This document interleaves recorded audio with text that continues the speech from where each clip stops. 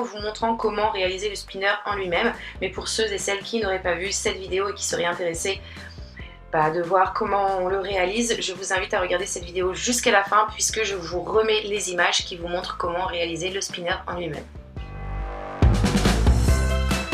Donc je commence par prendre mon spinner et je le pose sur un morceau de feutrine. Après ça, avec un feutre, je viens faire le contour. Je répète l'opération une seconde fois de façon à avoir 2 pièces que je découpe.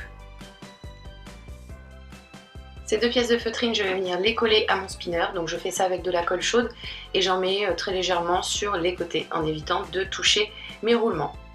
Voici ce que j'obtiens une fois que c'est fait.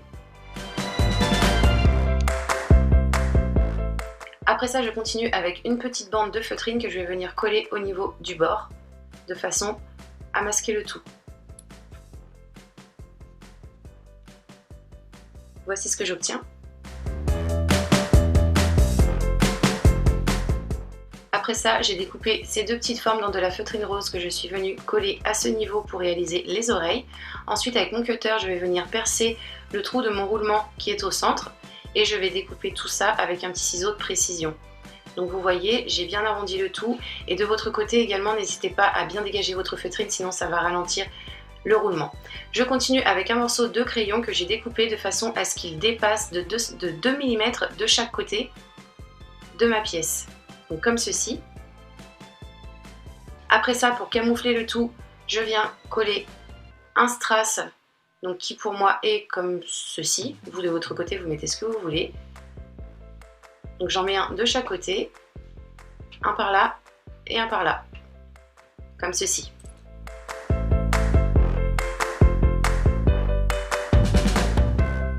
Ensuite, j'ai ajouté 2 strass noirs pour faire les yeux et 3 blancs pour décorer un petit peu le tout et voici le résultat. Donc pour les personnes qui n'ont pas vu comment réaliser le spinner en lui-même, je vous invite à continuer de regarder cette vidéo.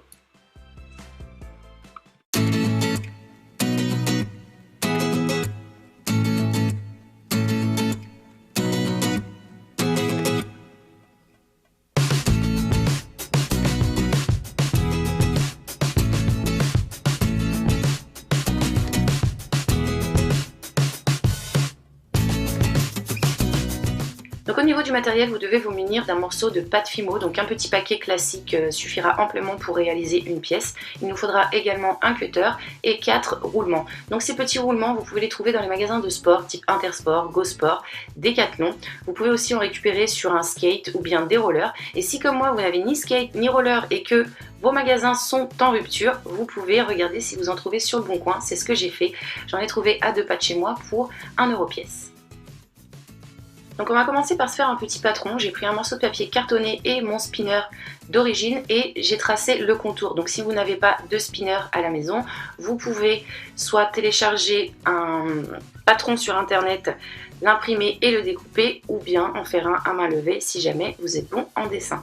Donc une fois mon patron fait, je l'ai découpé comme vous pouvez le voir là sur l'image. Mon patron, je le mets de côté pour le moment et ensuite je continue avec ma boule de pâte. Je vais placer mes 4 roulements comme ceci tout autour. Et ensuite je vais écraser ma pâte. Donc pour cela je vais prendre un rouleau à pâtisserie et je vais rouler jusqu'à ce que je touche les roulements avec mon rouleau. Donc je m'arrête au moment où le rouleau va toucher mes roulements. De cette façon je peux être sûre que la pâte et les roulements vont être à même hauteur.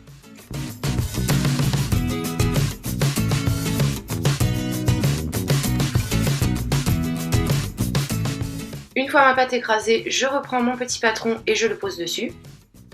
Donc j'appuie légèrement de façon à ce que ça ne bouge pas et je vais faire avec mon cutter la découpe tout autour.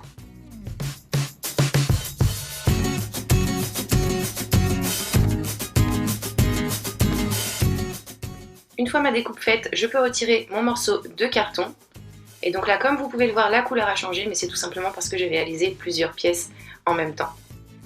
Maintenant, je reprends mes petits roulements et je vais les positionner comme ceci sur ma pièce de Fimo.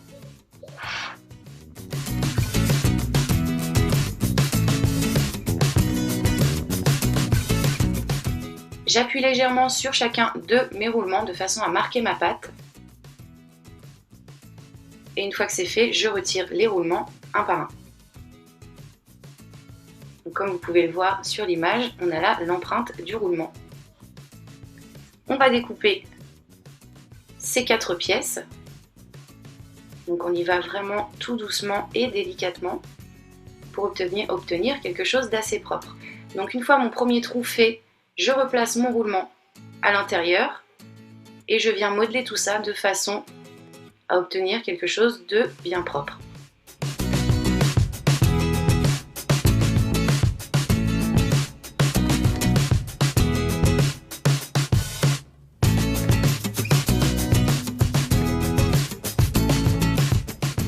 Une fois que j'ai placé mes 4 roulements avec un feutre, je suis venue refaire un petit peu les contours afin d'obtenir quelque chose de propre et joli. Et ensuite, j'ai envoyé au four pendant 30 minutes à température 110 degrés. Donc faites très attention, à la sortie du four, les roulements sont brûlants et il nous faut bien un bon quart d'heure pour que ça refroidisse.